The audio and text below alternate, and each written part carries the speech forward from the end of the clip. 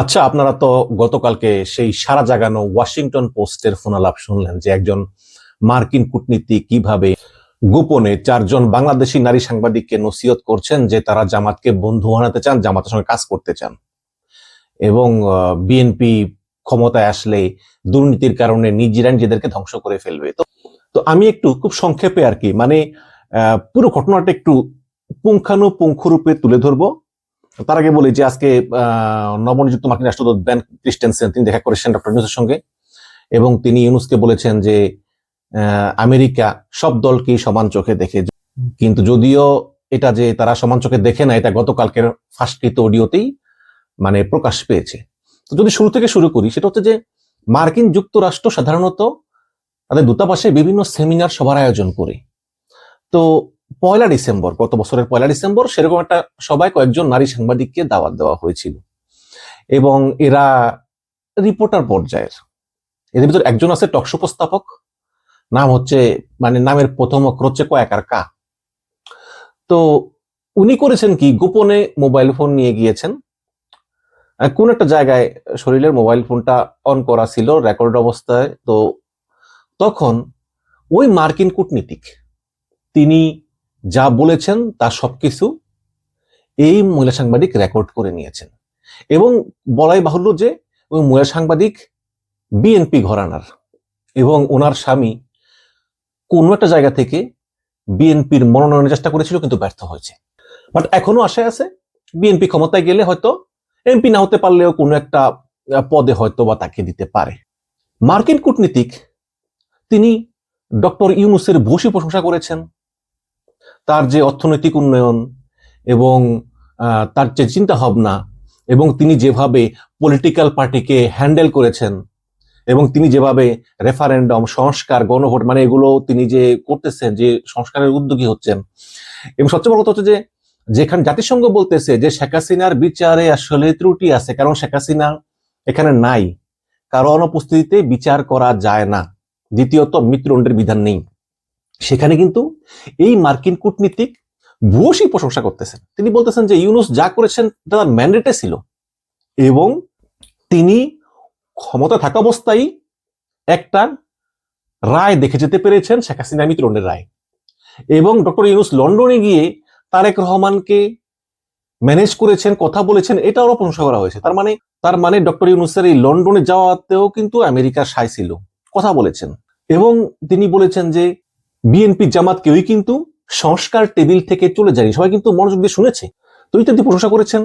এবং যেটা সবচেয়ে আপত্তিকর যে জামাত ইসলামের লোকেরা শিক্ষিত, তারা ইউনিভার্সিটিতে জিতেছে, তারা ক্ষমতা এলে কখনোই শরিয়া আইন পাশ করবে না, তারা কথা দিয়েছে এবং তারা স্টুপিড না, তারা সব বোঝে। তোমরাও তোমাদের অনুষ্ঠান তাদেরকে দাওয়াত দিতে পারো, তারপর তাদের সঙ্গে কথা বলতে পারো। এবং বাংলাদেশের মানুষ ইসলামের দিকে ঝুঁকতেছে, বাংলাদেশের মানুষ ইসলামিস্ট হয়ে যাচ্ছে। সুতরাং এবার জামাত ইসলাম ইতিহাসের সর্বোচ্চ ভালো রেজাল্ট করবে। তারপরে যদি জামাত ক্ষমতায় না আসে এবং যদি মানুষের ইসলাম পন্থা দিকে ঝোঁকা বন্ধ হয়, বিএনপি ক্ষমতায় আসলে বিএনপি এমন দুর্নীতি জড়িয়ে পড়বে যে তারা নিজেরা নিজেদেরকে ধ্বংস করে ফেলবে। আর যদি জামাত শরিয়া আইন করে ক্ষমতায় এসে, তাহলে মার্কিন যুক্তরাষ্ট্র 100% ট্যাক্স বসাবে, গার্মেন্ট শিল্প ধ্বংস হয়ে যাবে ইত্যাদি। এবং ও আরেকটা কথা বলেছিল যে ইউনূসের কারণেই প্রবাসীরা এখন হুন্ডিতে টাকা পাঠায় না, প্রপার ব্যাংকিং চ্যানেলে পাঠায়। আর জামাত ইসলাম শরিয়া আইন চালু করলে 100% ট্যারিফ। তো এখানে একটা কথা আছে, কথা হচ্ছে যে যেই কূটনীতিক এটা বলেছেন তিনি অবশ্যই কোনো বড় ধরনের কূটনীতিক না, তিনি একজন কাউন্সিলর পর্যায়ের। এখন একটা দেশের উপর একটা দেশ যদি ট্যারিফ বসায় তাহলে এটা তো আপনার বাণিজ্য মন্ত্রণালয়ের ব্যাপার, একজন কূটনীতিক তো বলতে পারে না যে ট্যারিফ বসাবে, তাই না? তো এটা আবার ওই কয়াকার কা নামের মহিলা সুন্দর রেকর্ড করেছেন।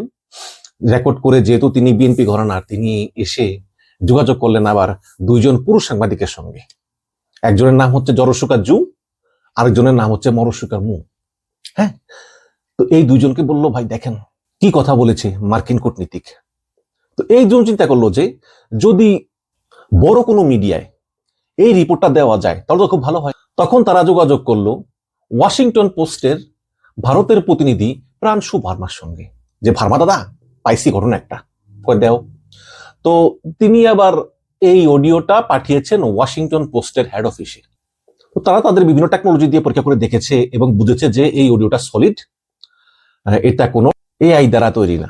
এবং যদিও অডিওতে ভারত বিষয়ে কোনো কথা বলাই হয়নি, কিন্তু ওই ভারতীয় সাংবাদিক প্রাণশু বার্মা তিনি আবার এখানে মাইকেল কুগেলম্যানকে দিয়ে আবার ভারতের কথা বলেছেন যে হ্যাঁ, আমেরিকা যদি চায় বাংলাদেশে জামাত ইসলাম ক্ষমতায় আসুক তাহলে কিন্তু ভারত এটা মেনে নেবে না। এবং ভারতের সঙ্গে আমেরিকার সম্পর্ক এখন সর্বোচ্চ তলানিতে। বাণিজ্য চুক্তি হয়নি, দুই দেশের উপর পাল্টা শুল্ক আরোপ করেছে, এবং পাকিস্তানের সঙ্গে আমেরিকার সবচেয়ে ভালো সম্পর্ক। এমন অবস্থায় জামাত ইসলামের উপর আমেরিকার সমর্থন ভারতকে আরো রাগান্বিত করবে এবং ভারত আমেরিকার সম্পর্ক আরো খারাপ হবে। তো এই হচ্ছে গিয়ে মোটামুটি অডিওটা ফাঁসের যে পুরো তথ্য, এগুলো হচ্ছে ঘটনা। এবং আগামীতে যেই সরকার আসুক না কেন, সে বিএনপি হোক জামাত হোক, এই বহির্বিশ্ব বা এই কূটনীতিকদেরকে ম্যানেজ করা কিন্তু এত সহজ হবে না। অলরেডি মার্কিন রাষ্ট্রদূত বেন ক্রিস্টেনসেন তিনি গতকালকে বলেছেন যে আমি আসার পর দেখেছি যে চীনের সঙ্গে বাংলাদেশের যে সম্পর্ক এটা অত্যন্ত ঝুঁকিপূর্ণ, এবং আমি এই ঝুঁকির বিষয়গুলো তুলে ধরবো বাংলাদেশ সরকারের কাছে, যে চীনের কাছ থেকে দূরে থাকো। এর কিছুক্ষণ পরেই চীন দূতাবাস বলছে যে বাংলাদেশ চীনের বন্ধুত্ব অনেক শক্ত এবং মজবুত ভিত্তির উপর দাঁড়িয়ে, সুতরাং তোমরা আমেরিকা এসব বাদ দিয়ে নিজেদের চরকায় তেল দাও এবং কিভাবে বাংলাদেশের উন্নয়ন হয় সে চিন্তা করো, আমাদেরকে নিয়ে চিন্তা করো না।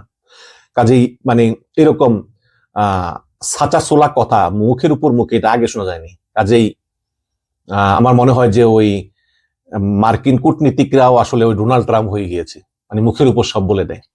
শেষ কথা, কেন মার্কিন কূটনীতিকের রুদ্ধদ্বার বৈঠকের গোপন অডিও এভাবে ফাঁস করা হলো?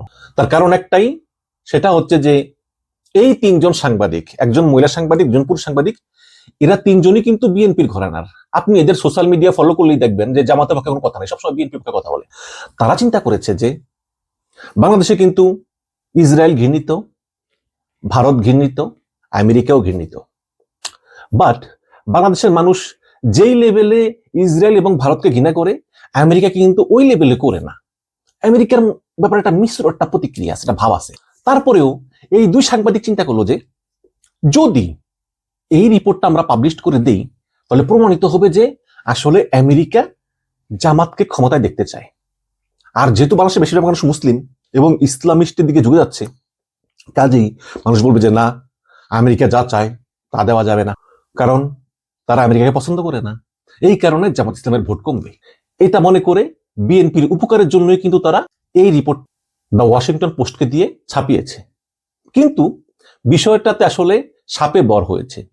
জামাত ইসলাম কিন্তু এই বিষয়টাতে ভীষণ খুশি হয়েছে, বিশেষ করে মরহুম মতিউর রহমান নিজামীর ছেলে ডক্টর নকিবুল্লাহ তারেক, তিনি এই পোস্টটা শেয়ার করেছেন এবং অনেকে উৎসাহিত করতেছেন যে পোস্টটা শেয়ার করতে বলতেছেন। কারণ জামাত ইসলাম হচ্ছে একটা ইসলামী দল, একটা ইসলামী দলকে পশ্চিমারা ভালো চোখে দেখে না, যেমনটা ভারত দেখে না, তাই না? যে আমেরিকা কয়েকদিন আগে ইসলামী দল মুসলিম ব্রাদারহুডকে নিষিদ্ধ করেছে, এখন সেই আমেরিকা যখন চারজন নারী সাংবাদিককে নিয়ে বলতেছে যে জামাতকে আমরা বন্ধু বানাতে চাই, তাহলে এটা তো জামাতের জন্য একটা বিশাল বড় একটা অ্যাকসেপ্টেন্স যে হ্যাঁ, আমাদের দল জামাত ইসলাম এখন পশ্চিমের কাছে গ্রহণযোগ্যতা পেয়েছে। এবং নির্বাচনের আগে এই যে অডিও ফাঁস হলো, এতে দেখা গেল যে পশ্চিমারা বলতেছে জামাতের মতো দলকে বন্ধু বানাতে চাই। তার মানে এটা হচ্ছে জামাতের বড় পাওয়া। এবং পশ্চিমা দেশগুলোর ভিতরে ও একটা কথা বলি, এখানে কিন্তু মার্কিন কূটনীতিক কনভারসেশনের এক পর্যায়ে বলেছে যে আমাদের সঙ্গে ইউরোপিয়ান ইউনিয়নও আছে। কাজে এই যে আমেরিকা এবং ইউরোপীয় ইউনিয়ন তারা জামাতকে বন্ধু হিসাবে অ্যাকসেপ্ট করলো, জামাত মনে করে যে ভোটের মাঠে, নির্বাচনের মাঠে তারা আরো এক ধাপ এগিয়ে গেল এবং তাদের আত্মবিশ্বাস আরো বেড়ে গেল যে তারা পশ্চিমের অ্যাকসেপ্টেন্স পেয়েছে। তো এখন বিএনপিও খুশি, জামাতও খুশি। এখন দর্শক আপনারাই বলেন যে আসলে এই রিপোর্টটা প্রকাশ হওয়ায় বিএনপির লাভ হলো নাকি জামাতের লাভ হলো, নাকি বিএনপির ক্ষতি হলো নাকি জামাতের ক্ষতি হলো? এই জিনিসটা আপনাদের মন্তব্যে জানতে চাই। তবে বিএনপিরই লাভ হোক আর জামাতেরই লাভ হোক, নির্বাচনের আগে এই যে এই জাতীয় এবং আন্তর্জাতিকভাবে বাংলাদেশের নির্বাচন নিয়ে যে চিন্তা ভাবনা, এটাতে আসলে নির্বাচনের আমেজ, আওয়ামী লীগকে সারা নির্বাচনের আমেজই আরো বেড়ে গেল।